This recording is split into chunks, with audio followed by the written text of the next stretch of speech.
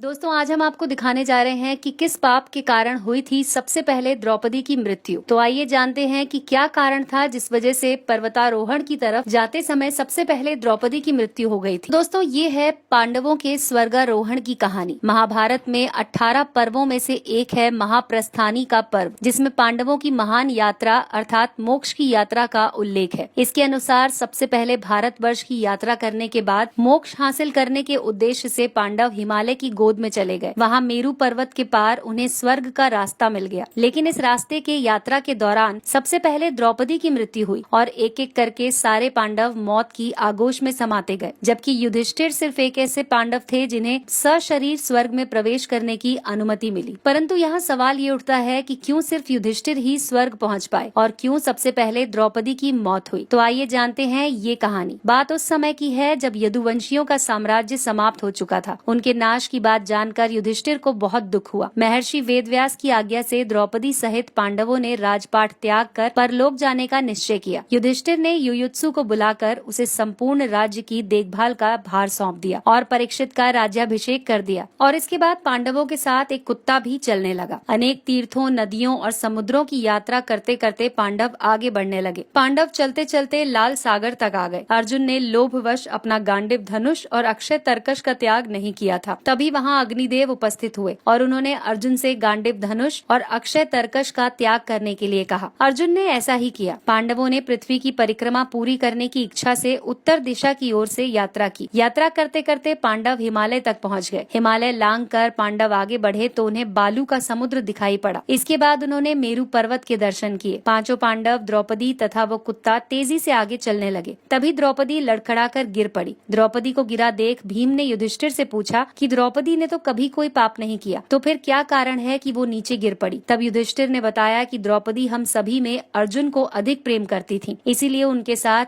ऐसा हुआ है। ऐसा कहकर युधिष्ठिर द्रौपदी को देखे बिना ही आगे बढ़ गए। थोड़ी देर बाद सहदेव भी गिर पड़े। तब युधिष्ठिर ने सहदेव के गिरने का कारण बताया कि वो अपने जैसा विद्वान किसी को नहीं समझते थे, इसी दोष के कारण उन्हें गिरना पड़ा है। कुछ देर बाद नकुल भी गिर पड़े। भीम के पूछने पर युधिष्ठिर ने बताया कि नकुल अपने रूप पर बहुत अभिमान करते थे, इसीलिए उनकी ये गति हुई है। थोड़ी देर के बाद अर्जुन भी गिर पड़े। युधिष्ठिर ने भीमसेन को बताया कि अर्जुन को अपने पराक्रम पर अभिमान था। अर्जुन ने कहा था कि एक ही दिन में वो शत्रुओं का नाश कर देंगे, लेकिन वो ऐसा नहीं कर पाए। अपने अभिमान के कारण ही अर्जुन की ये हालत हुई। थोड़ा आगे चलने पर भीम भी गिर पड़े। तब युधिष्ठिर ने भीम को इसका कारण बताया कि वो बहुत खाते थे और अपने बल का झूठा प्रदर्शन करते थे, इसीलिए उन्हें भूमि पर गिरना पड़ा। ये कहकर युधिष्ठिर आगे चल दिए। केवल वो कुत्ता ही उनके साथ चलता रहा। युधिष्ठिर कुछ ही दूर चले थे कि उन्हें स्वर्ग ले जाने के लिए देवराज इंद्र अपना रथ लेकर आए। युधिष्ठिर ने इंद्र से कहा कि मेरे भाई और द्रौपदी मार्ग में गिर पड़े हैं, वे भी हमारे साथ चलें, ऐसी कोई व्यवस्था कीजिए। तब इंद्र ने कहा कि वे सभी पहले ही स्वर्ग पहुंच चुके हैं, वे शरीर त्याग कर स्वर्ग पहुंचे हैं, लेकिन आप सशरीर स्वर्ग में जाएंगे। इंद्र की बात सुनकर युधिष्ठिर ने कहा कि ये कुत्ता मेरा परम भक्त है, इसलिए इसे भी मेरे साथ स्वर्ग जाने की आज्ञा दीजिए। लेकिन इंद्र ने ऐसा करने से मना कर दिया। काफी देर समझाने पर युधिष्ठिर बिना कुत्ते के स्वर्ग जाने के लिए नहीं माने, तो कुत्ते के रूप में यमराज अपने वास्तविक रूप में आ गए। वो कुत्ता वास्तव में यमराज ही थे। युधिष्ठिर को अपने धर्म में स्थित देखकर यमराज बहुत प्रसन्न हुए। इसके बाद देवराज इंद्र युधिष्ठिर को अपने रथ में बिठाकर स्वर्ग ले गए। स्वर्ग जाकर युधिष्ठिर ने देखा कि वहाँ दुर्योधन एक दिव्य सिंहासन पर बैठा है और वहाँ अन्य कोई नहीं है। ये देखकर युधिष्ठिर ने देवताओं से कहा कि मेरे भाई और द्रौपदी जिस लोक में गए हैं, मैं भी वहाँ जाना चाहता हूँ। मुझे उनसे अधिक उत्तम लोक की कामना नहीं है। तब देवताओं ने कहा कि यदि आपकी ऐसी इच्छा है तो आप इस देवदूत के साथ चले जाइए, ये आपको अपने भाइयों के पास पहुंचा देगा। युधिष्ठिर उस देवदूत के साथ चले गए। देवदूत युधिष्ठिर को ऐसे मार्ग पर ले गया जो बहुत खराब था। उस मार्ग पर घोर अंधकार था, चारों तरफ से बदबू आ रही थी, इधर उधर मुर्दे दिखाई दे रहे थे, लोहे की चोंच वाले कौवे और गीद मंडरा रहे थे। वहाँ की दुर्गंध से तंग आकर युधिष्ठिर ने देवदूत से पूछा कि हमें इस मार्ग पर और कितनी दूर चलना है और उनके भाई कहाँ हैं। युधिष्ठिर की बात सुनकर देवदूत बोला कि देवताओं ने कहा था कि जब आप थक जाएं तो आपको लौटा लाऊं। यदि आप थक गए हों तो हम पुनः लौट चलते हैं। युधिष्ठिर ने ऐसा ही करने का निश्चय किया। जब युधिष्ठिर वापस लौटने लगे तो उन्हें दुखी लोगों की आवाज सुनाई दी। वे युधिष्ठिर से कुछ देर वहीं रुकने के लिए कह रहे थे। युधिष्ठिर ने उनसे उनका परिचय पूछा तो उन्होंने बताया कि वो कर्ण, भीम, अर्जुन, नकुल, सहदेव और द्रौपदी है।